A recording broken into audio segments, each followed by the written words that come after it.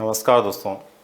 आज हम एक ऐसे महत्वपूर्ण मुद्दे पर बात करने जा रहे हैं जो सुनिश्चित रूप से आप लोगों के लिए जानना भी ज़रूरी है और वर्तमान समय में हमारे राजस्थान में जो परिस्थितियां बनी हुई है उन परिस्थितियों को समझ करके क्या होना चाहिए, कैसे होना चाहिए, जो हो रहा है वो कितना सकारात्मक हो रहा है, इन सब के बारे में काफ़ी चीज़ें जानने को मिलेगी। दोस्तों, आज का ये वीडियो आप लोगों के लिए काफ़ी महत्वपूर्ण हो सकता है क्योंकि इसमें आज हम बातचीत करने वाले हैं राजस्थान में जो वर्तमान में प्रक्रिया चल रही है जिला निर्माण की, उसको लेकर के। सबसे पहले तो हमें ये ध्यान रहे दोस्तों कि जिलों का निर्माण जो है, गठन जो है, वो हमारे प्रशासनिक विकेंद्रीकरण को दर्शाता है। हालांकि हमारे राजस्थान प्रांत में इसकी बहुत बड़ी आवश्यकता सदा से ही महसूस की जा रही है क्योंकि राजस्थान एक बहुत बड़ा, या क्षेत्रफल की दृष्टि से कहें भारत देश का वो बड़ा राज्य है जिसमें ज़िले जो है उनका क्षेत्रफल काफ़ी बड़ा है, जिससे कई प्रकार की प्रशासनिक और सामान्य प्रकार की व्यवस्थाओं में भी कई बार अवरोध होते देखे गए हैं। वर्तमान सरकार की सूझबूझ और वर्तमान माननीय मुख्यमंत्री की जो दूरदृष्टा सोच है उसके आधार पर हमारे राज्य में कई जिलों का, नए जिलों का गठन हो रहा है। जैसे कि आपको विदित है, पहले से ही लगभग 19 नए जिले और 3 संभागों की घोषणा हो चुकी है, उनका सीमांकन भी हो रहा है और उन जिलों के निर्माण के साथ साथ ही वहाँ की ढांचागत व्यवस्थाएं हैं उनके लिए भी पुरजोर तरीके से प्रयास शुरू हो चुके हैं। यहाँ तक कि कई ज़िलों के अंदर जिला मुख्यालय की व्यवस्थाओं को लेकर के भी व्यवस्थाएं बनने लगी है। 3 नए संभाग भी यहाँ पर बनाए गए हैं, लेकिन इसके बाद भी हमारे राज्य के कई ऐसे कस्बे और क्षेत्र हैं जहाँ के लोगों की पुरजोर मांग है कि उनका क्षेत्र भी जिले के रूप में व्यवस्थित होना चाहिए, जिले के रूप में उसको मूर्त रूप दिया जाना चाहिए। जब 19 जिलों की घोषणा हुई तब से लेकर आज तक राज्य के कई ऐसे विशेष कस्बे हैं जो इसकी योग्यता रखते हैं कि वो जिले बन सकते हैं और वहाँ के स्थानीय लोगों की बहुत पहले से ऐसी मांग भी रही है कि वो जिले बनाए जाएं। इसको लेकर के सरकार ने फिर से एक बार दोबारा सोचने की शुरुआत की है। जैसा कि आपको विदित होगा, पिछले दिनों में समाचार पत्रों के माध्यम से या विभिन्न माध्यमों से आप लोगों को भी ये सूचना मिल रही होगी कि कुछ और ऐसे कस्बे हैं, कुछ और ऐसे क्षेत्र हैं जिनके लिए सरकार जिले के रूप में उनका गठन करने की तत्परता दिखा रही है। हाल ही में आपने समाचार पत्रों के माध्यम से पढ़ा होगा कि राम लुभाया जो कमेटी है, इनकी देखरेख में एक बार फिर से कुछ नए ज़िले कौन कौन से बनाए जा सकते हैं, इसकी सूचना सरकार ने राम लुभाया कमेटी को उपलब्ध करवाई है और उस सूचना के आधार पर राम लुभाया कमेटी बहुत जल्द फैसला लेने वाली है।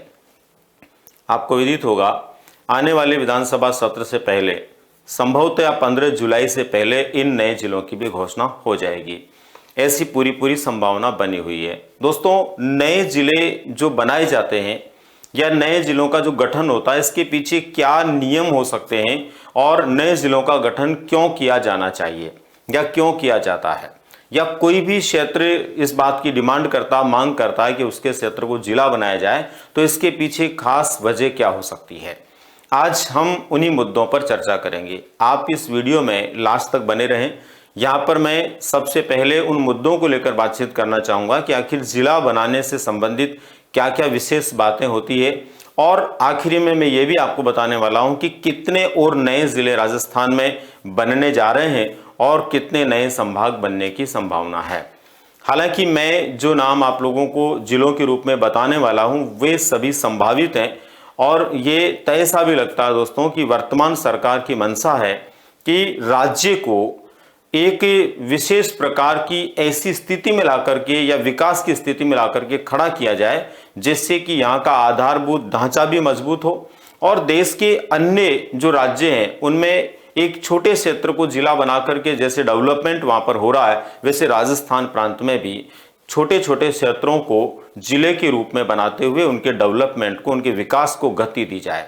सरकार की इस सकारात्मक मंशा का हमें स्वागत करना चाहिए और राज्य के विशेष रूप से उन लोगों को जहां के क्षेत्रों को जिले के रूप में गठित कर दिया गया है और आगे भी कुछ जिलों को गठित किया जाना संभावित है, उन सभी को इस बात के लिए प्रसन्न भी होना चाहिए कि ये सरकार उनके लिए विशेष रूप से उनकी प्रगति या उनके विकास के या उनकी ढांचागत व्यवस्था के लिए सकारात्मक रुख करते हुए इस कार्य को अमली जामा पहना रही है। दोस्तों, हम बात करेंगे यहाँ सबसे पहले जिले जो बनते हैं उसके लिए संवैधानिक प्रकार से क्या प्रक्रिया है, इसके अलावा जिले बनने के लाभ क्या हैं, जिले बनने जो जा रहे हैं या जिले बनने के लिए तय नाम हो गए हैं उनको लेकर के सरकार के सामने क्या चुनौतियां हैं, और 19 जिले जो पहले बन चुके हैं, 3 संभाग पहले बन चुके हैं, उनके अलावा अब कौन कौन से क्षेत्र हैं जो नए जिले बनने की दौड़ में हैं, और संभावना है कि 15 जुलाई से पहले हमें उनका नाम भी जिलों की लिस्ट में देखने को मिल जाएगा। तो दोस्तों, शुरुआत करते हैं कुछ खास बातों से। आप लोगों को एक एक बात को ध्यान से समझना है, सुनना है और लास्ट तक बने रहना, ताकि आपको पता चले कि आपका क्षेत्र जिले की मांग कर रहा तो क्या वो इस नाम में शामिल है, इस दौड़ में शामिल है या नहीं। दोस्तों, सबसे पहले नंबर पर तो हमें ये पता होना चाहिए कि नए जिले निर्माण से संबंधित खास बातों में कि नए जिले निर्माण का संविधान में कोई उल्लेख है या नहीं है। दोस्तों, ये सभी जानकारियां आप लोगों के लिए न सिर्फ अभी कुछ समय के लिए महत्वपूर्ण है, बल्कि विभिन्न प्रतियोगी परीक्षार्थियों के लिए, उनकी परीक्षाओं के लिए भी महत्वपूर्ण है, क्योंकि ऐसा हो सकता है कि एकदम नया और राजस्थान में एक महत्वपूर्ण कार्य हो रहा है, इसलिए आने वाली परीक्षाओं में करंट अफेयर्स के दृष्टिकोण से कुछ ऐसी बातें आपसे पूछ ली जाए जिनका संबंध जो है जिला निर्माण से है। तो ऐसी कुछ खास बातों पर हम यहाँ चर्चा कर रहे हैं। दोस्तों, सबसे पहले नंबर पर हम बात कर रहे हैं, नए जिलों के निर्माण का उल्लेख हमारे संविधान में नहीं है। सबसे पहले हमें यह ध्यान रहे कि नए जिलों का जो निर्माण किया जाता है उसका उल्लेख हमारे संविधान में नहीं है। संविधान में इस बात का उल्लेख नहीं किया गया है कि नए जिलों का निर्माण कौन करेगा, कैसे करेगा और किस प्रकार से होगा। इस तरह का कोई उल्लेख वहां पर उपलब्ध नहीं होता है। जबकि दोस्तों, अपने को पता होना चाहिए नए राज्यों का जो गठन होता है उस गठन का हमारे संविधान में उल्लेख है। नए राज्य कहां कहां कैसे कैसे गठित होंगे, किस क्षेत्र को नया राज्य बनाया जा सकता है, इनके कुछ आधारों के साथ में हमारे संविधान में उल्लेख मिलता है, लेकिन नए जिलों के निर्माण के लिए संविधान में कोई उल्लेख नहीं है। ये पहली महत्वपूर्ण जानकारी आपको यहां रखनी है। अब दोस्तों, बात आती है जब संविधान में उल्लेख नहीं है तो ये किसके अधिकार क्षेत्र में? दोस्तों, उस राज्य की राज्य सरकार चाहे तो अपने तरीके से कुछ निश्चित आधारों को ध्यान में रखते हुए अपने राज्य में नए जिले का गठन कर सकती है, और वर्तमान सरकार ने उसी को ध्यान में रखते हुए, अपने अधिकार को ध्यान में रखते हुए हमारे राज्य में कई नए जिलों का गठन किया है। दोस्तों, ये भी उल्लिखित नहीं है कि एक बार में कितने जिले बनाए जा सकते हैं। ये वहां की सरकार की दूरदृष्टि और उस राज्य की भौगोलिक परिस्थितियां तथा अन्य प्रकार की व्यवस्थाओं को मद्देनजर रखते हुए कितने भी जिलों का गठन किया जा सकता है। ऐसी स्थिति में राजस्थान में कई सारे जिले बन चुके हैं और नए जिले संभावित हैं, जिनको लेकर के भी हम आगे बातचीत करने वाले हैं। दोस्तों, दूसरी महत्वपूर्ण बात है नए जिलों के निर्माण का आधार क्या है। यहां पर कई लोग इस तरह के सवाल भी खड़े करते हैं, कई लोगों के मस्तिष्क में यह होता है कि आखिर नए जिलों का गठन जो होता है वो किस आधार पर होता है। तो देखिए, सबसे पहले नंबर पर बात करते हैं जनसंख्या का। बहुत सारे लोग कहते हैं कि निश्चित जनसंख्या होती है उसको जिला बनाते हैं, पर ऐसा कहीं उल्लेख नहीं है। ऐसा कहीं भी उल्लेख नहीं है कि कितनी जनसंख्या पर जिला हो। हाँ, लगभग ये माना जाता है कि इतनी जनसंख्या तो होनी ही चाहिए कि जिले को लेकर के जो व्यवस्थाएं की जाएगी, जो ढांचागत व्यवस्थाएं की जाएगी, उन व्यवस्थाओं का सही सदुपयोग हो सके। इसको ध्यान में रखते हुए एक आधारभूत जनसंख्या क्या हो सकती है, एक आदर्श जनसंख्या क्या हो सकती है, उस पर गौर किया जा सकता है। बाकी जनसंख्या को लेकर के कहीं सीधा सीधा उल्लेख नहीं है कि कितनी जनसंख्या होनी चाहिए। फिर भी ये मान के चलिए कि 10 से 15 लाख आबादी का जो क्षेत्र है उसके लिए जिले की अभिशंसा की जा सकती है, या उसके लिए आसानी से जिला बनाया जा सकता है। उससे कम जनसंख्या में भी बनता है तो कोई बड़ी बात नहीं है। नेक्स्ट है दोस्तों वर्तमान जिला मुख्यालय से दूरी। ये एक महत्वपूर्ण आधार है दोस्तों।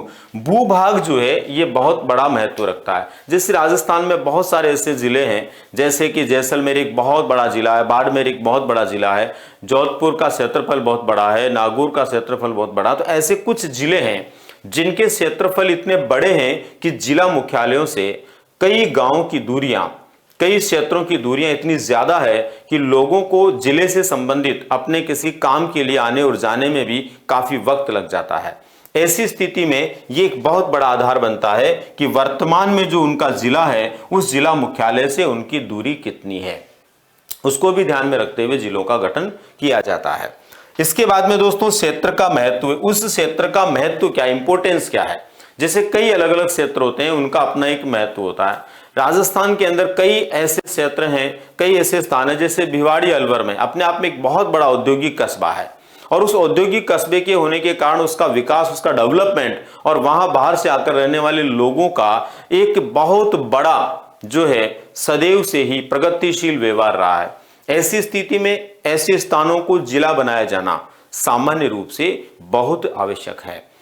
इसी तरह से ब्यावर राजस्थान में एक नए जिले के रूप में अवतरित हो चुका है, पिछले जिलों की घोषणा में आ चुका है, जो अपने आप में एक बहुत बड़ा औद्योगिक कस्बा होने के साथ ही बड़ा नगर भी है और साथ ही साथ वहां के आसपास के क्षेत्रों को लेकर के जो जरूरतें वहां की है वो इस बात को तय करती है कि वो जिला बनाया जाए और काफी समय से, लंबे समय से उसकी मांग भी रही है, जिसको बनाया भी गया। तो ऐसे दोस्तों उस क्षेत्र का जो महत्व है, उसकी इंपोर्टेंस है वो, प्लस राजस्व के स्रोत, वहां पर उस जिले का गठन तो हो जाएगा, लेकिन उस जिले में राजस्व से संबंधित क्या क्या सोर्सेज हैं, क्योंकि नए जिले के गठन के साथ ही वहां की कई आर्थिक व्यवस्थाएं, वहां से जो जुड़ी हुई लोगों की जरूरतें, उनकी पूर्ति से संबंधित व्यवस्थाएं, ये सब भी देखने की जरूरत पड़ती है।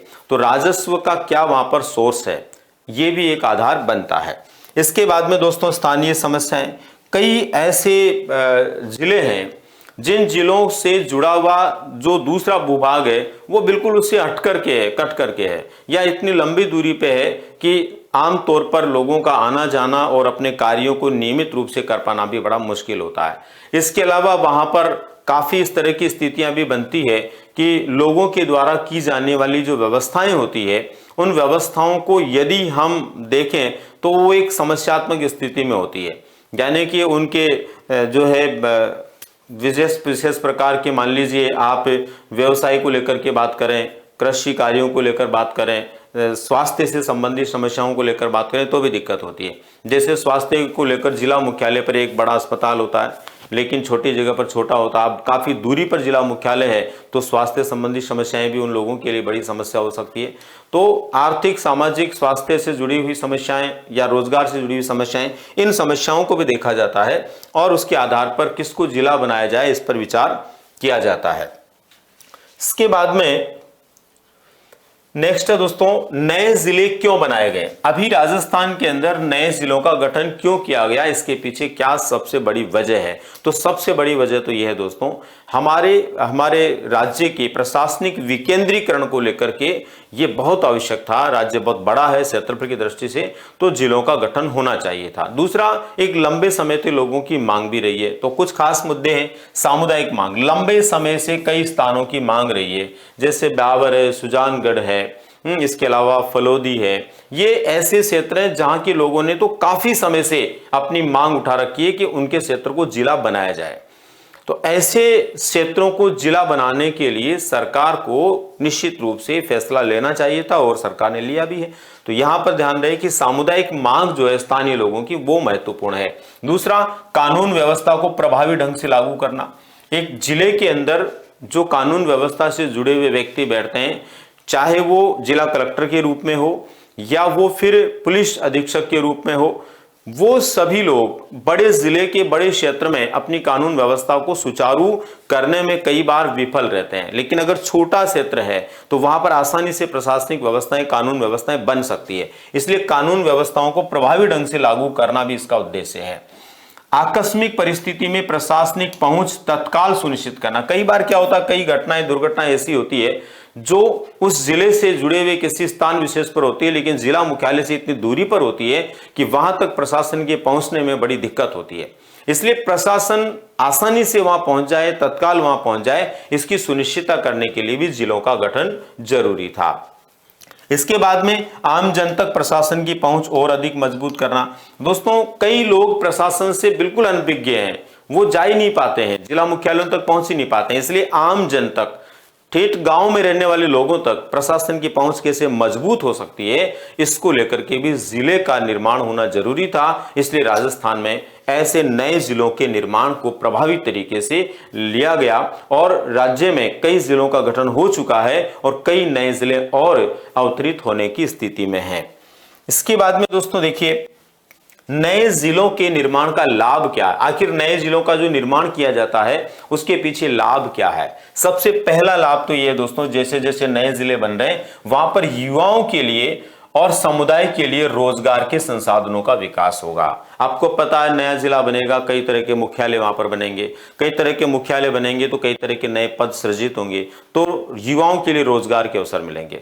स्थानीय समुदाय के लोगों को भी जब जिला मुख्यालय बनेगा तो वहां पर कई लोगों का आवागमन बढ़ेगा, उसकी वजह से वहां पर स्थानीय समुदाय के अन्य लोगों को, अन्य व्यवसायियों को भी कई तरह के फायदे होने की यहां पर संभावनाएं बनती है। तो रोजगार के अवसर और संसाधनों का विकास होगा, स्थानीय स्तर पर विकास होगा, लोकल जो एरिया है उसका विशेष डेवलपमेंट होगा।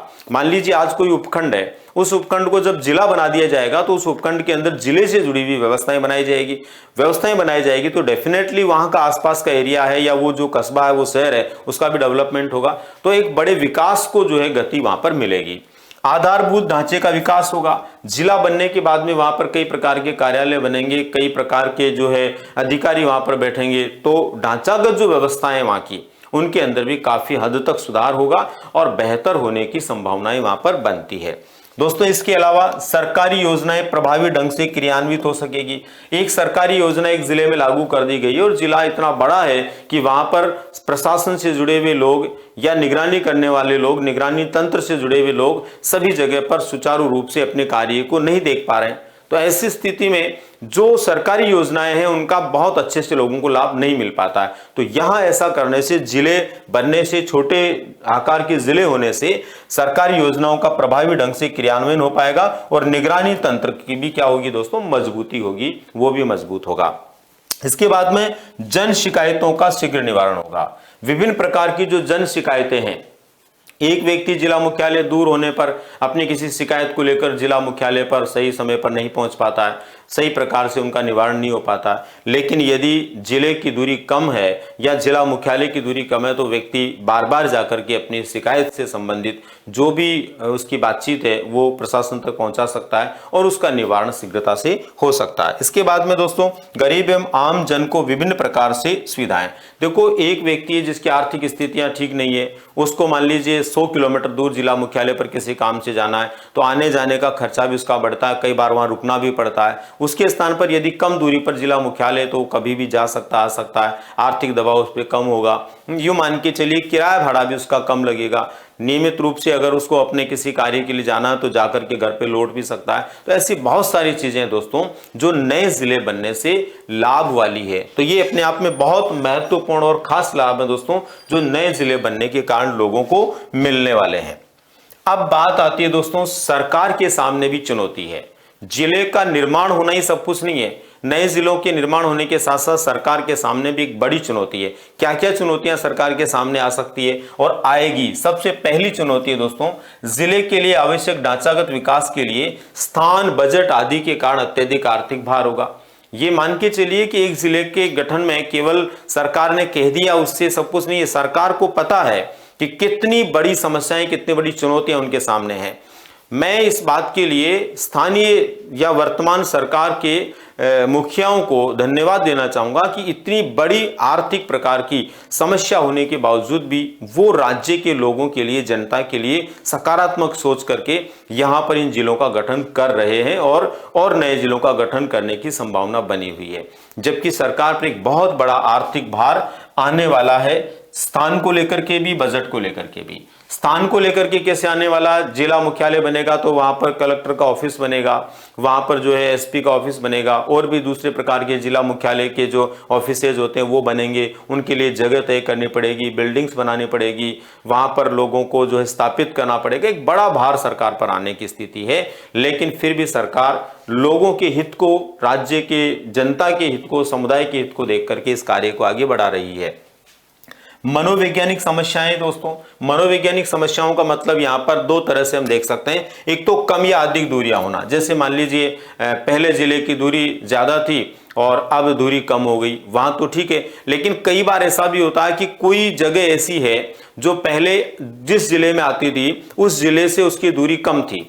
मान लीजिए 25 किलोमीटर की दूरी पर कोई जिला मुख्यालय था, लेकिन नया जिला जब बना तो उसका सीमांकन हुआ तो वो गांव उस जिले में चला गया जो अब 40 किलोमीटर दूरी पर है। तो ऐसी स्थिति में ये कई जगह पर होगा, कम और अधिक दूरियां होना, इससे भी लोगों की मानसिकता में या मनोवैज्ञानिक तरीके से कुछ प्रभाव पड़ेगा।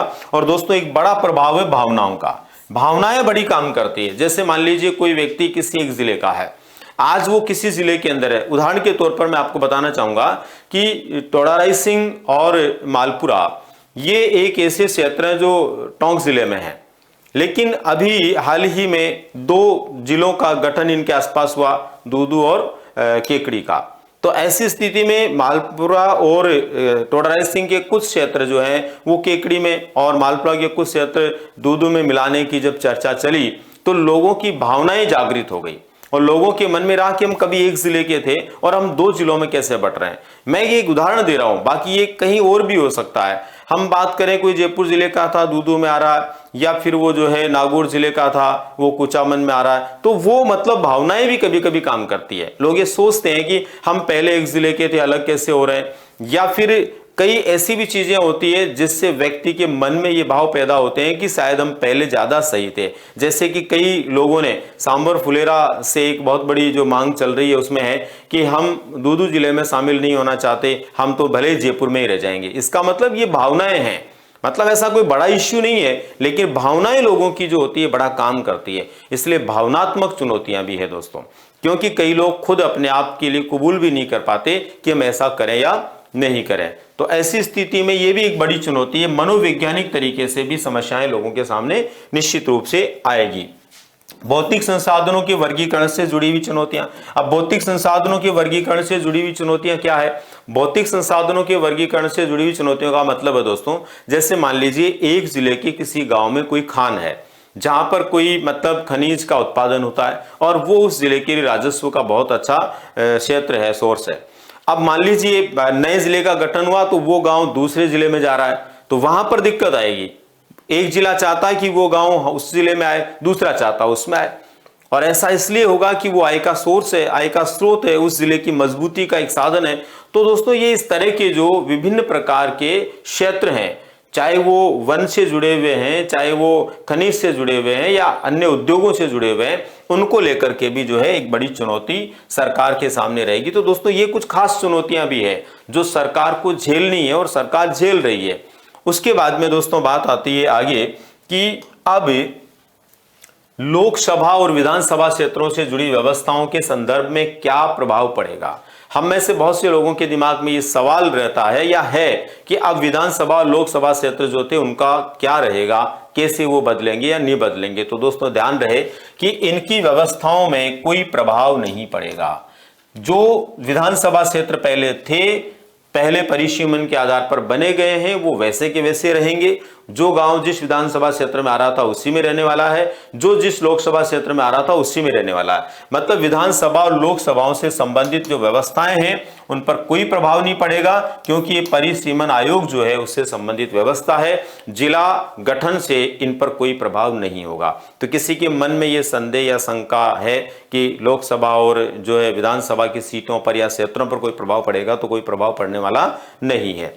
दोस्तों एक और बात देखिए, यथावत रहने वाली व्यवस्थाएं हैं। ये जो व्यवस्थाएं हैं एज इट इज रहेगी, जैसी है वैसी रहेगी, इनमें किसी तरह का कोई बदलाव नहीं होगा।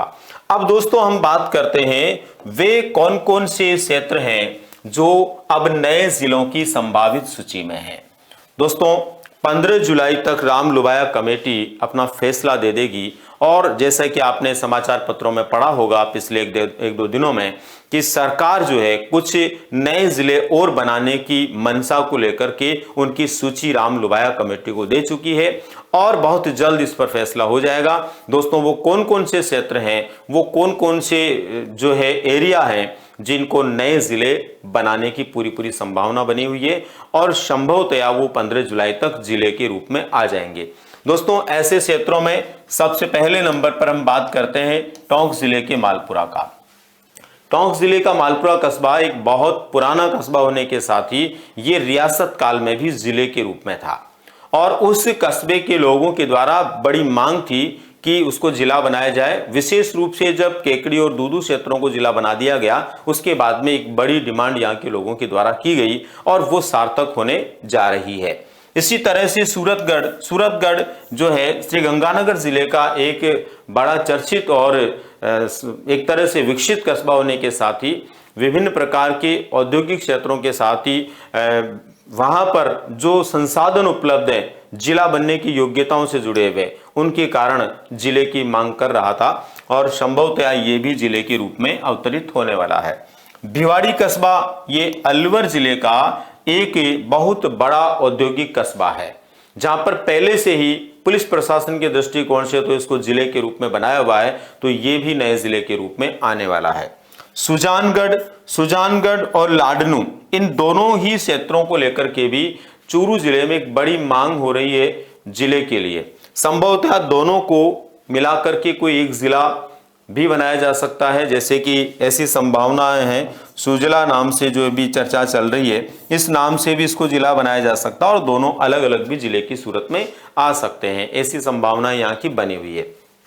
दोस्तों, जालोर जिले का भीनमाल एक प्राचीन कस्बा है और भीनमाल अपनी एक प्राचीन इतिहास की गाथा को लेकर के या प्राचीन इतिहास को लेकर के चर्चित कस्बा होने के साथ ही एक विकसित कस्बा है और जिला बनने की योग्यताएं रखता है। ये भी इस सूची में है। सांबर फुलेरा जो है, इसमें सांबर फुलेरा औद्योगिक नगरी होने के साथ ही विकसित कस्बे हैं और जयपुर जिले से इनको भी जिला बनाने की सूची में शामिल किया हुआ है। इसी तरह से जेतारण और सोजत जो है ये भी जिले बनने की दौड़ में है, जो पाली जिले से जुड़े हुए हैं। पाली जब संभाग के रूप में अवतरित हुआ है तो उसी के साथ ऐसी संभावना बनती है कि यहाँ पर भी इनमें से किसी एक को जिले की सूरत में लाया जा सकता है। इसी तरह से निम्बाहेड़ा चित्तौड़गढ़ जिले का बड़ा विकसित कस्बा है और सीमेंट उद्योग के लिए राजस्थान में चर्चित है। ये भी एक बड़ा कस्बा है और जिले की सूरत में आने की लिस्ट में इसका नाम भी आ रहा है। देवली कस्बा टोंक जिले से जुड़ा हुआ है। संभावित है कि इसके लिए भी जो है देवली को भी जिले के रूप में लाया जाए, लेकिन यहाँ पर हमें ये ध्यान देने की आवश्यकता है कि देवली के आसपास जो है हाल ही में केकड़ी और शाहपुरा दो नए जिले बनाए गए हैं, तो ऐसी स्थिति में क्षेत्रफल को लेकर के कोई अवरोध हो वो अलग बात है। बाकी ये सारे के सारे वो जो क्षेत्र हैं दोस्तों, जिनके लिए वर्तमान में राम लुभाया कमेटी को नाम दिए गए हैं और दोस्तों 15 जुलाई तक संभवतः राम लुभाया कमेटी जो है वो इन जिलों के लिए भी अपनी तरफ से सिफारिश दे देगी और उम्मीद करता हूं कि इन क्षेत्रों के मांगकर्ताओं की मांग पूरी हो और राज्य सरकार जो है सकारात्मक रूप बनाते हुए इनको भी जिले की सूरत में लाने का प्रयास करेगी। दोस्तों, अंत में हम बात करने जा रहे हैं संभावित नए संभाग की। जिले बढ़ने के साथ ही दोस्तों नए संभागों की बढ़ने की संभावना भी यहाँ पर बन रही है। पहले हमारे यहाँ पर 7 संभाग हुआ करते थे, उसके बाद में 3 नए संभाग बनाए गए जिनमें सीकर, पाली और बांसवाड़ा को। उसके बाद में अब और 3 संभाग नए बनने की पूरी संभावनाएं हैं। 3 नए संभाग जो बनने की संभावनाएं हैं उनमें जो 6 जिला मुख्यालय दौड़ में हैं उनमें है नागौर, भीलवाड़ा, अलवर, सवाई माधोपुर, बाड़मेर और चित्तौड़गढ़। ये 6 ऐसे जिला मुख्यालय हैं दोस्तों जिनमें से संभवतः किन्हीं 3 जिला मुख्यालयों को संभाग के रूप में बनाया जा सकता है, संभाग की सूरत में लाया जा सकता है। तो दोस्तों ये था हमारा नए जिलों के गठन से संबंधित एक विशेष प्रकार का जो हमारा जिले निर्माण कैसे हो रहे हैं, किस तरह से जिले निर्माण की व्यवस्थाएं हो रही है, किस तरह से जो है जिले निर्माण के लाभ हो सकते हैं, इसको लेकर के एक सकारात्मक विचार। निश्चित रूप से आप लोगों को इस सभी प्रकार की जानकारी या इस वीडियो के माध्यम से मिली जानकारियों से लाभ होगा और ये भी आपकी जानकारी में रहेगा कि कौन से नए ज़िले बनने वाले हैं, ज़िले बनने का लाभ क्या है और किस तरह से हम सकारात्मक परिणाम जो है इनके प्राप्त करने वाले हैं। उम्मीद करता हूं दोस्तों आप सभी लोगों को बहुत अच्छा लगा होगा। कमेंट में ज़रूर लिखें कि जो कुछ बताया गया वो आप लोगों के लिए कितना लाभदायक है और कौन कौन से क्षेत्र के लोग जो हैं इन जिलों के गठन से प्रसन्नता में हैं। धन्यवाद।